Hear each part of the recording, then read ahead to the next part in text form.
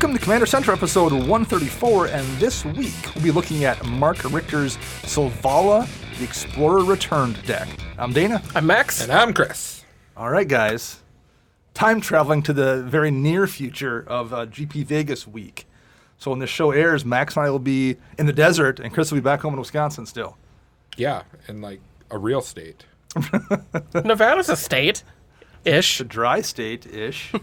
I have trees and sprinklers. There's sand, and there's some sand. And there's the sky.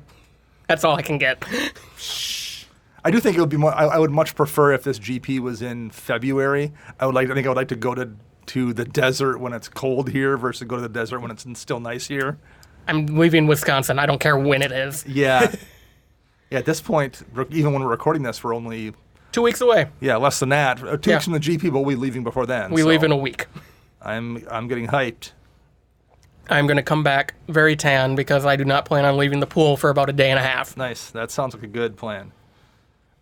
So we've already seen the full Commander spoilers. I guess we're recording this Thursday afternoon, and maybe there's a card or two left in the Madness deck. But Probably. I think they're almost all out. We've seen all of them for the most part. So Max and I will be getting 2 of these decks. We'll each be getting a deck at the Commander party. Is there one you're hoping for in particular, Max? To pilot right out of the box, I think I really want the Madness one just because I want the cards out of it. Okay. I think that one might be tricky to pilot out of the box. Sure. So for just playing these against each other, I kind of would either want the Populate or the Flashback deck. Okay. Any of them jump out at you that you like particularly, Chris? I just want cards out of them. You just want cards. You just want pieces. Yeah. I didn't love the Flashback deck, or I shouldn't say I didn't like it, but like Flashback isn't something I really care about usually as a mechanic, and it had Flashback stuff, and it just didn't do much for me beyond that. I liked the Populate deck quite a bit. Populate I thought was kind of an underwhelming mechanic when it was in Standard, but that was because it was in Standard, and like so many Standard tokens tend to be 1/1s, and it's not very exciting to make a second 1/1 token.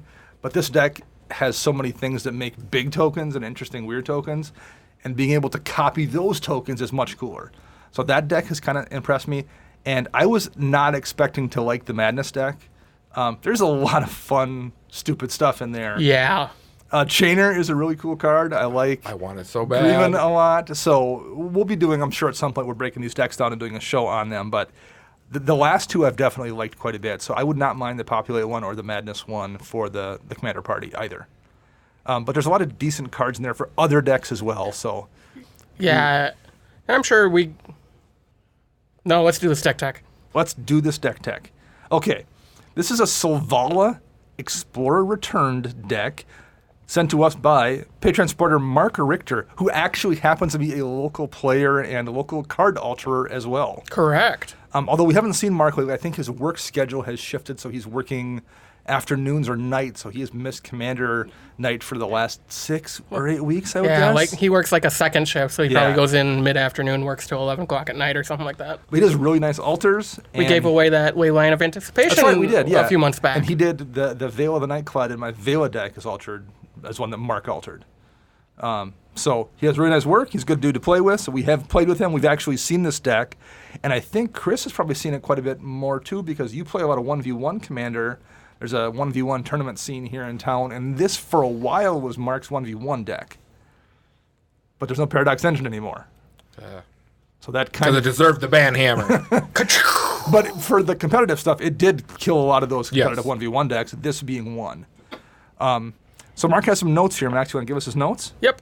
So his meta obviously is our meta because he plays at our shop. Yeah. So we'll just skip that one.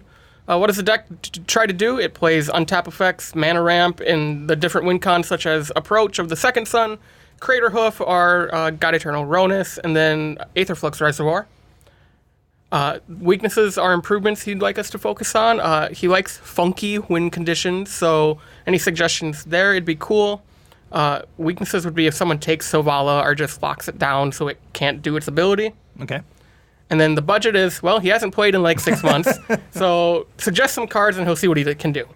Okay. So one of the things, so he didn't really say it here, but he kind of has mentioned it to us, is he'd like this to be a little more, to move away from being the tournament level deck he was playing to be a little bit more friendly to play against the average casual player as well. Although just losing Paradox Engine and being unable to draw into that has already kind of changed that to a degree. So we'll maybe look to dial a few things down here as well and just make it, see if we can find some win conditions for him, that kind of thing. So let's take a look at his Selvala deck here. Obviously 2 colors. This is in Selesnya. The average CMC is 2.75. That is lean. Yeah. Ooh. His highest, the card he has the most of is at are 2 drops. So a lot of 1 drops, a lot of 2 drops, a lot of 3 drops, and then it's 4 or 5, 4 drops after that. It's pretty tight. He is only running 34 lands, but this deck, if you're playing this kind of deck with that low of a curve, you can get away with 34. Yeah, especially Agreed. and all the untapper creatures he has helps kind of ramp A him. lot of mana dorks, a lot of stuff like that. So, as long as you have 1 or 2 lands in your opening hand, you're probably good to go. So you guys have played against this deck. What are your experiences having played against it in the current iteration? It's fast. It is. Like, when Selvala hits the board, you have 1 turn to deal with it if it doesn't have something like Greaves or Boots on it. Otherwise, you're going to get comboed out pretty quick, especially back when Paradox Engine was around. Because the way it kind of works, and for those that don't know, I might as well read Selvala here. She's 3 mana, 1 a green and a white for a 2/4 legendary creature Elf Scout, and she has Parlay. So when you tap her, each player reveals the top card of his or her library, and for each non-land card revealed this way, add green to your mana pool and you gain a life. Then each player draws a card. So it's an effect that hits everybody. Everyone gets that card draw, but you actually get the mana to use that card. And there's so many untap effects and ways to use the mana in here. Basically, you're okay with giving out those resources because the plan is for you to get to your win condition faster than anybody else can get to their win condition. Yep. So I don't know if I would call that group hug because I don't think you're fooling anybody. I've never played against a Selvala deck and thought that they were helping me. They're not helping me. They just happen to be accidentally helping me as they help themselves more. So that's how the deck plays. And I think that's really the only way you can probably play Selvala. I don't know what else you would do with that ability other than just try to outrace people with resources and cards. You could play a bear deck. I was just going to say... Shout out to super fan Rafael Garcia out there. Yeah. What were you going to say, Max? just big beaters. Yeah, I mean... And there is a few of them in the deck already, but yeah, particularly that free mana you're making. Right. I mean, in a 4-player pod, you're making at most 4 extra mana every time Sure. you parlay. So, I mean, that can go a long way to casting something like a World Spine Worm or a Giant Ataphage or anything huge and scary. And that would also maybe add to the casual factor of the deck, too, if you wanted to make it a little bit more playable in those environments. Those creatures still allow you to win games, but they're also not the kind of thing. They're the kind of thing that an average casual player can understand. That's a giant Ataphage. What is that giant beast? Oh, it's a huge creature that does this.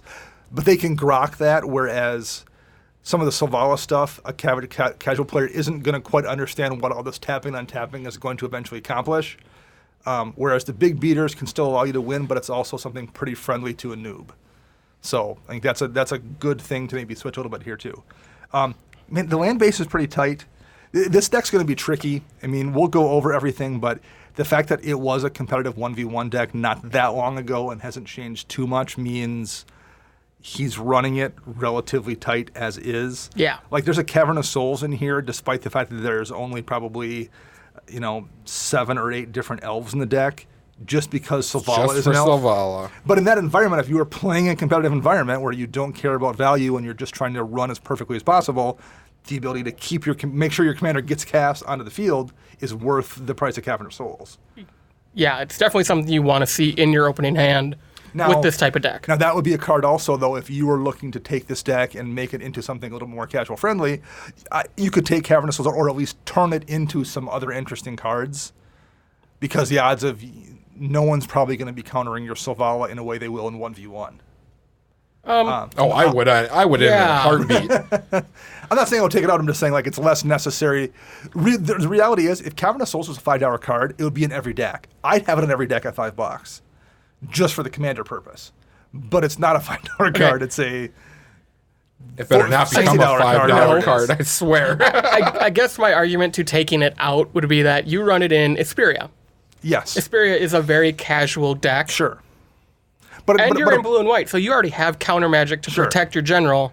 But it also protects 18 creatures in that deck versus all of which are relatively strong because Sphinxes tend to be strong. In a tribal deck, I think it's perfectly fine. Right. Because it taps for the color that you need, any color for the tribe that you're doing. Okay. I'm not saying it's bad. I'm just saying, like, in this deck, if you pulled it out and you were playing in a casual environment, you would very rarely ever miss it. Whereas, like, when he was playing 1v1, that's a really important card to get in your opening hand. True. Okay. So, good point. That's not a criticism. I'm just saying you maybe don't need it here like you do elsewhere. Totally agree. But yeah, like he's running multiple, off-color fetches because that's what you do. Blasphemy. But I mean, the way he was playing it gives you an extra shuffle effect. It, gives you a few more options to go get those dual lands. So like guarantees that you're on color card. You have that perfect suite of like 3 or 4 duels every time early in the game. So you're never held back for color, even in a 2-color deck. That makes sense here. I get it. Again, if I was like looking to ratchet things down, I would probably pull the off-color fetches. Again, just because you're going to it minimizes your shuffling. It's not going to. Your deck is better with them in there. Again, same as Cavern of Souls. Don't get me wrong, but like if you're just playing it casual, you don't need them. No, correct. So, other than that, I mean, the rest of the stuff all makes sense. I love Wirewood Lodge in general. I think Wirewood Lodge doesn't get played enough in decks that have an elf commander. It's an older land that taps for a colorless, or you can spend a green to untap target elf. I think if your commander's an elf, just the ability to give your commander vigilance, especially in a 2-color deck, is really good. Not to mention what kind of elf this one is. Let alone if they have an activated ability. But like even if it was just a commander that didn't have a tap ability, it's still probably worth it in a 2-color deck because there's almost no downside to it. But in a deck like this, it's so good. So that's a card I'm a fan of. Nykthos is great in here. Glacial Chasm is great, again, in a 1v1 environment. It's good, but it's just as good in regular commander. Like, there's times you just, like, I need to buy 3 turns, and that will buy you 3 turns. Especially with the life gain off the parlay, you can make it up. Yeah. He's running 20 basics. Yeah. That's quite a bit. Good number, though. And I would guess that's probably a remnant a little bit, again, of playing the 1v1 format where you do see Blood Moons and you do see back to basics. Price of Progress. Yeah, much more than you do in a casual game. So that stuff all makes sense. No graveyard hate. There's no scavenger grounds in here. Nope. Probably because games don't go long enough for it to really matter in the environment he was playing in. And it's kind of slow in the sense that it takes 2 mana to do. 2 mana to use in one and end itself, so it basically costs 3 mana and you lose a land. Yep. So that makes sense as well. That's probably why he's running Field of Ruin here as well, because it doesn't put you down a land. You can deal with that guy's cradle and you don't lose one, particularly in 1v1, and you're not ramping anybody else then either. Right. So, looks good. Anything else for land base from you guys? To make it more casual, I'd throw in one of my favorites of Hall of the Bandit Lord. Well, that's when I was looking at Selvala and you mentioned the life gain offsetting, stuff like that. That is not more casual. What are you talking about? Let's just give her haste so she happens this right away. That's 3 true. life to draw a card seems fine. And create probably 3 green mana and spit out something else and then untap her and then do it again. And Hall the Bandit Lord now that you put it that way, yeah, it's still casual. Hall is good in most decks, to be honest. If your commander gains you life, where the life loss then becomes irrelevant, like in your Dramoka deck. Yep. I think when you first started running it, we were talking about that. In practice, having seen you played in that deck, you absolutely do not lose. Like, that life loss is utterly irrelevant in that deck. Nope. So, and I think it would be the same way here. Like, you can use a parlay right away. You can attack some of those creatures right away. That's a good call here. Ha. Chris, anything from you? Well, this is my last episode, everybody. Probably they need to leave you two alone more often, apparently. Apparently. I am sweet talking everyone at the shop to buy my T-shirt. Just so you know. That's politics. You're playing politics. That's what that is. The name of the game. So we've been talking about the creatures here. We might as well look at those because there's 33 creatures in this deck. A lot of mana dorks, though. Might as well go over a few of those. There's an Arbor Elf. There's an Avacyn's Pilgrim. There's a Birds of Paradise. Devoted Druid. What else we have here? Llanowar Elves, Priest of Titania, Quirion Ranger, Scrib Ranger, Seeker of Skybreak, Utopia Tree. There's a lot of Werewood Symbiote. There's a lot of things that do elf things or untap or provide mana or interact with untappers there. Yep. And just a lot of value creatures, things like Revelark, things like Excavator, Rex Sage, Knight of the Reliquary. So this is a very value package as far as creatures are concerned. Grand Abolisher is great, particularly in that 1v1 environment. What do you guys think of this creature suite here? I think he needs I just totally lost the name of that angel. 4-mana angel has a 6-mana activation to put a counter on everything. Oh, the green white one. Shalai, yeah. Yes. For one simple reason he has the infinite mana combo in this deck. Yep. Oh, yeah. Of Devoted Druid, Vizier, Remedies. It's also a big enough combo that for the most part, no one's going to complain about you having a 3-card combo involving all creatures. And if you have 3 opponents, you need at least 3 creatures on the battlefield to pump that can get through to kill. Right. Yeah. That seems fair. Plus, it gives everything hexproof, so you can save your general. Yeah. See, that will have haste from my Hall of the Bandit Lord.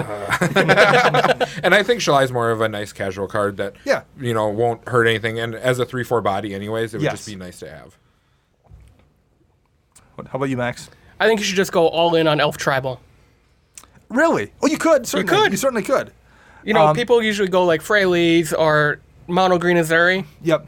You could go mono green creatures with a few utility creatures, Crater Hoof, Pathbreaker. There's already 10 elves in here-ish. Right. We have all those new changelings from Modern Horizons. Reese the Redeemed fits in here, and there's, that kind of interacts with tokens and stuff. There's a few that are in white that overlap as well. Yeah, you could very easily do that. That way it would be you're parlaying to draw, a 1-mana creature or a 2-mana creature, or maybe a Planeswalker that's going to spit out elf tokens or something. And that's also one of those things, I found that people really have a tough time. People tend to not complain about losing to a tribal deck. I mean, I complain when Sphinxes kicks my teeth in every week, but... And I don't know what you're talking about. People complain all the time when you flip your general and it's any one of the slivers, it's immediate groans and complaints. Well, perhaps... Okay. And humans, I hear, is a problem in Modern. You are absolutely correct. Slivers do tend to generate that response. I mean, when I see Edgar Markov flipped as a general, though, too, I go, no, that's a good point. That's, what I said that, I stand corrected. You are correct. So Slivers, Edgar, to a degree, you're absolutely right. Some of the guys, like Krenko, you see Krenko and you're it's still going to be mostly goblins, but you're like, oh no, that's not great. What are you talking about? Krenko says partner with Perforos. Yeah.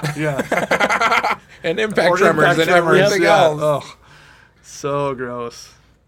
I actually borrowed someone's goblin deck at the shop a couple weeks back, and Krenko wasn't the commander, but I got Krenko out pretty early. Shattergang? Shattergang Brothers, goblins. And then Krenko got killed, and I drew... What's the goblin tutor? Is it Matron? Goblin Matron, yep. I'm like, Matron, okay, well, I'll go get the other Krenko. Because it's not quite as good, but it's pretty good. And I'm flipping through it, and I'm like, where's the other Krenko? And he's like, I think I might have forgot to put it in. I'm like, what are you doing?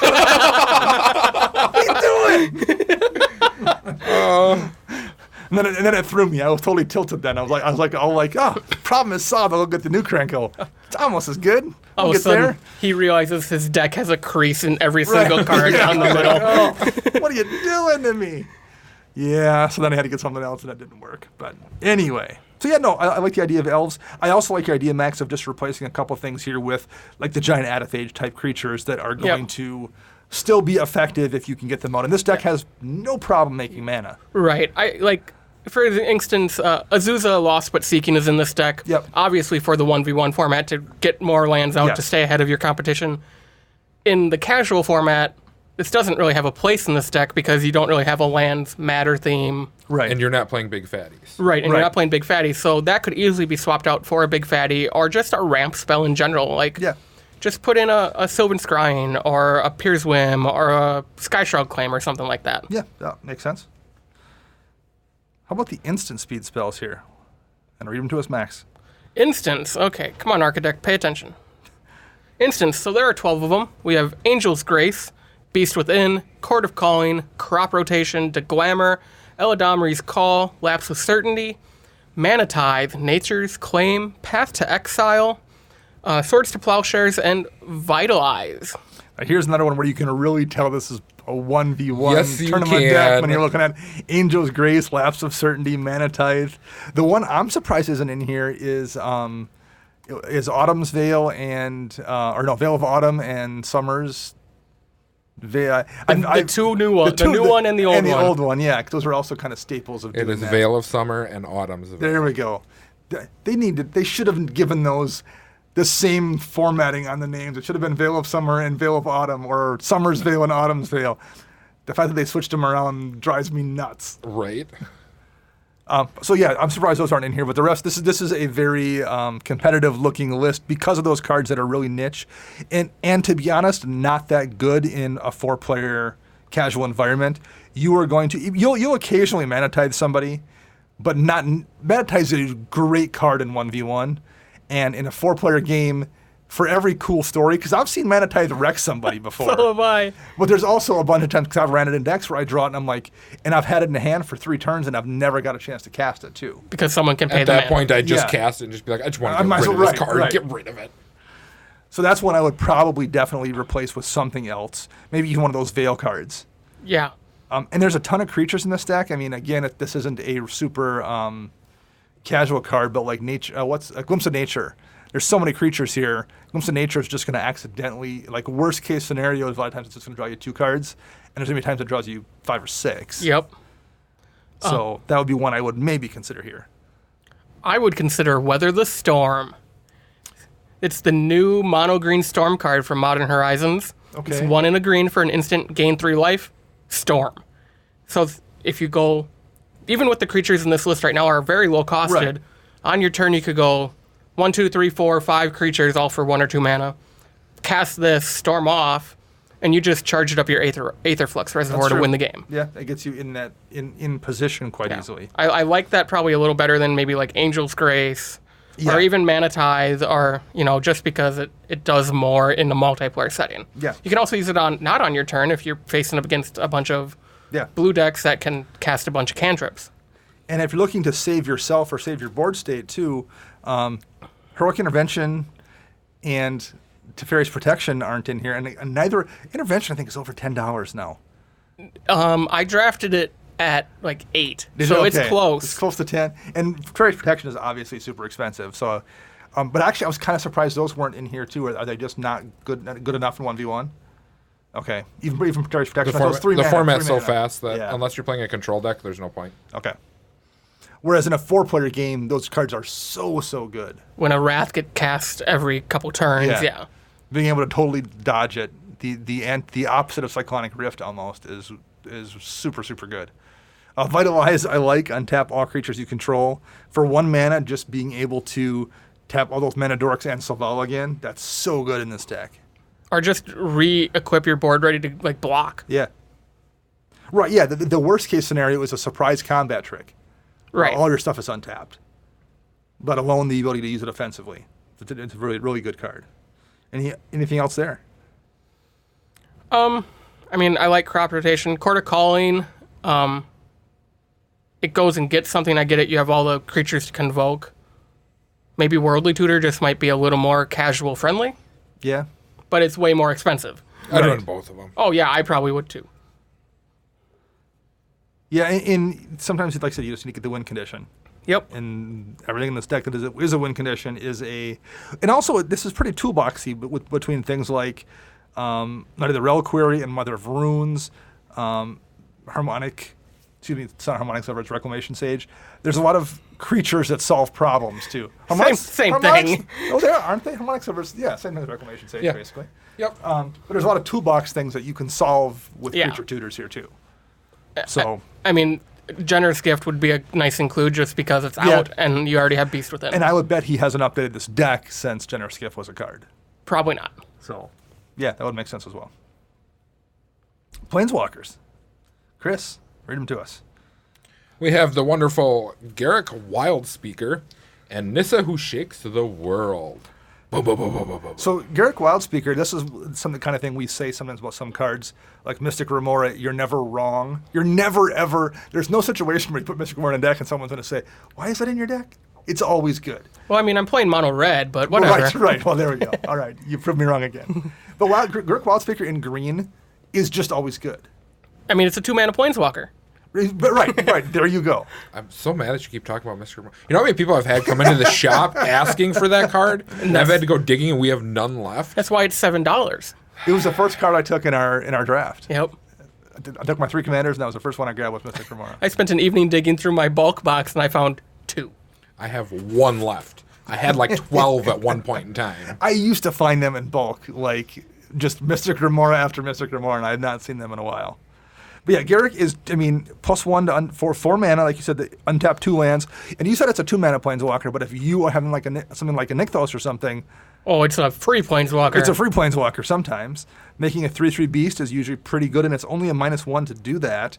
And his -4 that you can do on the third turn he's in play, you roll him up 1. Actually, the second turn he's in play, you roll him up 1 that turn, and then the next turn you can roll him down 4 to give your creatures an overrun. Yep. Like every one of those modes is relevant all the time in almost every game. Yeah, he's totally worth it. For sure. And Nissa Who Shakes the World, again, that's basically a Vernal Bloom for you for 4 mana. Vernal Bloom affects everybody else, and Nissa doesn't. That's just on you, and she has abilities. She's just super good. Yeah, I know he's using it just for the static ability of the Vernal Bloom, but putting 3 counters on a land and animating it, I mean, could come in handy if, after a board wipe or something, and this is all you have left. Well, and again, I would... This is still a remnant of 1v1 because you have dudes out, you play her, you uptick, turn your land into a dude, and you got all these dudes swinging in. You don't care about your lands. Once you're ahead on board, you don't even care about your lands. You're just looking for the kill. Yeah. And her alt is pretty good. There's no crackback to worry about really because you killed the person. So, although I still like Nissa, I think it's a really good card. Oh, I think it's a phenomenal card. card. Yeah. Artifacts. We have 6 here. The previously mentioned Aetherflux Reservoir. There's a Crucible of Worlds, Lightning Greaves, a Mind Stone, a 1,000-Year Elixir, and Vivian's Arcbow. So Reservoir is a win condition. Yep. Quick note on Arcbow. This is what he put in just so the list was complete instead of Paradox Engine. Oh, okay. Because he's like, it's at 99 because of no PE. I'm like, okay, well, just add a basic land is what I told him. He goes, actually, I'll put Vivian's Arcbow in because I want to try it. Oh, okay. All right. Because that kind of jumped out at me. I'm like, he hasn't made any changes except for Vivian's Arcbow. Seems like it is relatively new. I guess Anissa is too. But 1,000-Year Elixir is basically to use his commander faster. Gotta love haste. Yeah, Mind Stone is a 2-mana rock that you can crack to draw a card. This speed and kind of deck likes their 2-mana rocks. They want to go above 3. A Crucible, however, is one. Crucible's always good too, but with this many mana dorks, make a 3/3 dude and swing with that land. Oh, it died. Shucks. I can play it from the graveyard. Yeah. Again, Crucibles become one of those cards that almost every deck can afford to run these days. Well, can afford to run. Has enough things that Crucible also make it has worthwhile. an interesting correlation with Glacial Chasm. You don't pay for it. It goes in the graveyard. Play it again. You play it for your land. again. Yep. Well, I actually, by the time this airs, the article will probably be out. I just wrote an article for EDH Rec about Glacial Chasm, talking about how, 3 or 4 years ago, it was a kind of card that you ran in a certain deck that was built around using it, whereas today, between getting cards like Ash Barrens and Mirrored Landscape and the new Horizon lands that sacrifice, and Lotus Field that sacrifices lands, there are so many things that put lands in the graveyard now that you might not need to build your deck around Crucible. So many decks might just accidentally care about Crucible. Even stuff like the Search for Escanta, putting stuff in your graveyard, or like Faithless Looting. It took people best draw spell in the world, but it took people a few years to realize sure. that. So people now realize how good those looting and rummaging effects are. So more and more stuff gets put in the graveyard regularly, I think, and that makes Crucible that much better. Yeah. I don't know how many times I've told people when they're like, someone will come up to me at the shop and be, what do you think about the deck? And I look at it, I'm like, you're not playing with your graveyard at all. You're in colors that can play with your graveyard. I play with your graveyard. Because it's just one more resource you can use. I mean, there's a reason Crucible is just reprinted in a core set that probably sold as many cards as any core set has ever sold, and it's still almost $30. So, speaking of core sets, I'm sorry to branch out. We had 2 young fellows come into the store the other day. They work for a restaurant, and they get paid in tips. Okay. They bought $250 worth of stuff in 1s and 5s. Nice. It's better than change. I sold a used computer not too many years ago to a waitress here in town who I think she worked at Perkins, and she paid me, I think it was $300 for this computer, and she paid me in 1s and 5s. And it was a stack. It was like a foot high with like 1s and 5s from tip money, all wrinkled up and It's currency. I was like, okay, I do not care. I'll take your 1s and 5s. That's perfectly fine. Yeah, I mean, it's better than going into GameStop and spending $200 with, nickels and quarters. That's something Max has done or seen done? No, my roommate had to deal with it a couple weeks ago. Because our shop owner and a good friend of mine, Nate, decided to go in and buy 2 video games. And they're like, oh, we have all this change. Let's use this. Have to call the manager over to count the nickels and dimes. The manager was not too keen when he came back from break. I'll tell you that much. I would bet. All right, look at the sorceries here. 7 of them. Yeah. So we have Approach of the Second Sun, Explore, Genesis Wave, Green Sun Zenith, Seasons Past, Sylvan Scrying, and Wrath of God. Approach the Second Sun. It wins games. It wins games. Chris can tell us that. It does. Explore makes sense, I think, in the competitive version of the deck. I don't think it's good enough in a four-player version of a deck. No, I mean, yeah, you get an extra land drop, and you get to draw a card. But if you're not playing 40 lands or whatever in a multiplayer pod, there's no reason to run it. I just run Harmonize. Yeah. Harmonize and draw 3 cards. You're good to go. Or if you really want to get a land into your hand, just run Kadama's Reach or Cultivate or Pierce Whim or something. Or this deck goes wide enough for those mana dorks, you could easily run Shamanic Revelation probably and draw 3 or 4 cards pretty often. Even if you don't gain, you gain 4 life because you happen to have, 1 big creature in play, but that's still a pretty decent card in this kind of deck. Or, Collective Unconscious does the same thing. Right, yeah. You just don't have the life gain on it. I am still sold for, the Wrath effects. If you are so reliant on your general of playing Divine Reckoning, I do believe it is. Yes. Where To keep your general around. everyone chooses 1 creature and all of the other ones are destroyed. Well, I do think just in general, you probably, again, if you're playing a 4-player game, you probably need more than 1 Wrath. Yes. So in addition to maybe having some protection, like we mentioned before, under Instance, I would run at least 1 more Wrath, if not 2, particularly in white where you have every Austere option ever. Command. Austere Command's so good. Because, Cleansing Nova is great. Because you're not playing that many artifacts or enchantments, so it's not really going to hurt you that bad. Fumigate, gain yourself 15 life and be in Reservoir range when you drop Reservoir next turn. Yep. Or one that I know Chris has always wanted to put in Alesha would be Retribution of the Meek. Destroy all creatures with power 4 or greater, and they can't be regenerated. So, Selvalla's a 2/4. Right. If it was the reverse, Citywide Bust would be great in this deck, but that's toughness 4 or greater. So I think those are great. I think, it's a little light on the Wrath effects, especially with Seasons Past. He has enough of a differential in all of his CMCs where he's going to get back a lot of stuff every time he casts it. Yeah. And it's just finding it again, whether it's through Selvala or some extra draw spells, will help that along. And the last thing we have here is enchantments. There's 5 enchantments in the deck. There's Conclave Tribunal, which is a convoke spell to cast it for 3 and 1. And when it enters the battlefield, exile target non-land permanent and opponent controls until it leaves the battlefield. So again, in the multiplayer deck here, he's going to be tapping down in a 1v1, he's tapping those mana dorks or whatever it is that he doesn't care about this turn. Well, you just go ham early game. It's just dork, and then you're convoke them all to exile that thing. You can go. Can you do anything? And they're going to untap them all with one of your many untappers anyway. So back when Paradox was legal, that just casting this off the convoke just untapped them all anyway. Right. Yeah. That made sense. Whereas I don't think it's good. Again, it's in a 4-player game. It's not enough. I don't think. I would just run a Crush Contraband kind of spell, or like you said, Generous Gift. Yeah. So we also have Exploration. You can play an additional land on all your turns. Again, you're not running 34 lands is a lot. Not a lot of lands to run this card, in my opinion. You typically see this card in Group Hug decks, or Tatiova decks, or Land Matters decks.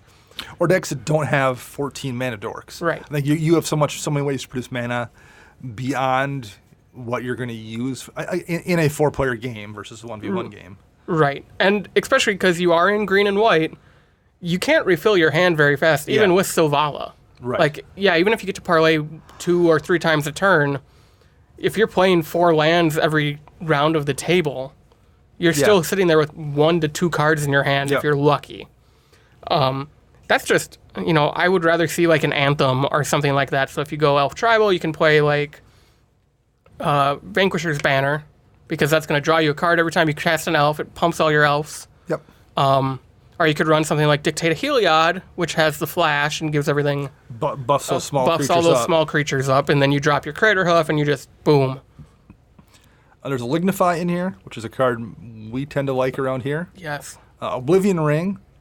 I would probably run Song of the Dryads. It shuts things off anyway, and it makes it way tougher to get your commander back out from underneath that. Agreed. But Oblivion Ring's a good card. I don't think it's bad. And Sylvan Library, I mean, that's greens for Phyrexian Arena. That's a great card. Bad card. Bad card. Trash card. No, it's probably the best card in green for your card draw aspect. Yeah, I would agree. And that's why you counter it on turn 2 when it comes out with the Force of Will. I drew, this week I played it in my Recce deck on turn 2, and turn 3 I drew 2, and turn 4 I drew 2. So I went down 16 life. For 2 mana. And did not regret it until I died. At That look you gave me when I forced that, Max, like, really? I'm like, well, yeah, I know what's going to happen here. I think another good include in this deck would be like Dawn of Hope. It's the 2-mana enchantment. Whenever you gain life, pay 2. You have all these mana dorks to draw a card. It's just a way to refill your hand in this very low curve deck. Just with Selvala, with her ability, once it resolves, because you can gain the life, triggers Dawn of Hope. Yep. Then you have that extra mana, you can just use that to draw the card. And on top of it, it can pump out tokens if you really need it. Yep. Yeah. All right. So final thoughts here, guys. So I've played against this deck in a pod. Yep. I haven't really played it in the 1v1 scene because that's not my jam most of the time. But in a pod, it is one of those decks where it either wins the pod by turn 4, or it doesn't win the pod at all. But it can play. I will say this: there are some decks that are built for those, like 1v1 or even CEDH type decks, where they're a mess to play again. Like they're going to win just eventually. It doesn't matter. This deck actually kind of scales weirdly. It was really good in 1v1, but in a multiplayer game, it also could play, but it wasn't overwhelming ever. Like you could deal with it and handle it. So we did suggest some changes and maybe tune it down a little bit if you wanted to do that. But this one scaled really well into casual games, I thought. Yeah, very true. It is one of those. I think I actually played against this deck one of the first times with my R&K deck when I first put that together. And that game went 20 plus turns because we each had enough life gain to battle back. And then, it came down to like a sequencing error on one of our parts that ended the game, essentially. There's no counterspell, so like you need to hope people can't respond to the thing you're doing. Yeah. And there's plenty of ways to respond to it. So, this one was kind of tricky because he had kind of wanted us to tune it down a little bit, but still make it viable for a 4-player, 3-player, 4-player, 5-player pod. Yeah. So, thank you very much, though, Mark, for supporting us on Patreon. Yes. And giving us a card to give away, and for the altars for all of our decks. Yeah. And he's just generally a good community member to have around in this town. Yes. And so thank you, Mark, for being that person who's cool to have around, and thank you for supporting the show. We do appreciate it. Yeah, now just let us know when you're free to play some games. Absolutely. Because we haven't played with you in a while. Yeah, for sure. All right, that'll be it for Vegas Deck Tech Week. We'll be back tomorrow with one more tech. Our podcast theme is Retro Future Dirty by Kevin MacLeod. Our show is edited by Ken Peddle. You can find him on Twitter at LOAD3R. You can find me at Dana Roach. You can find Max at CMDR_Max. And you can find Chris at WiseSquishy1. Until next show, I'm Dana. I'm Max. And I'm Chris.